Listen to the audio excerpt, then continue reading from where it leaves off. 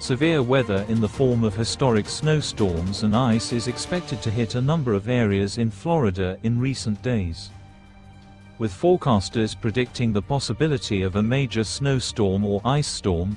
Tallahassee is starting to enter planning mode.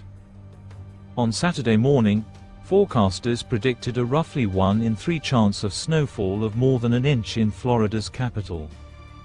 Forecast models continue to show a parade of snow and ice across the region, with the trusty Euro model even predicting nearly 5 inches of snow.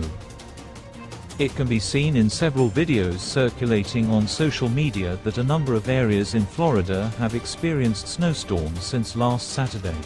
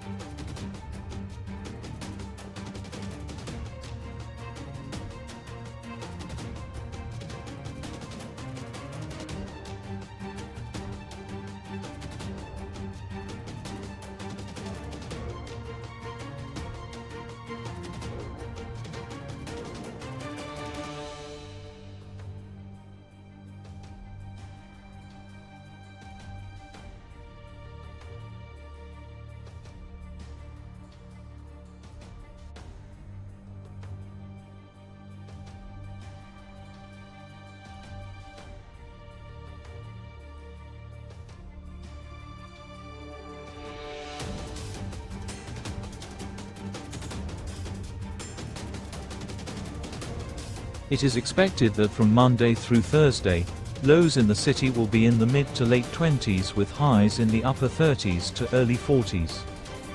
Strong northerly winds and cold fronts will be felt in the tens of degrees, which will require a cold weather advisory and possibly an extreme cold warning or warning. On Tuesday, there is a slight chance of snow showers before 1 p.m., then showers. On Tuesday night, there is a 70% chance of rain and sleet before 1 a.m., then there is a chance of rain, sleet and sleet throughout the night.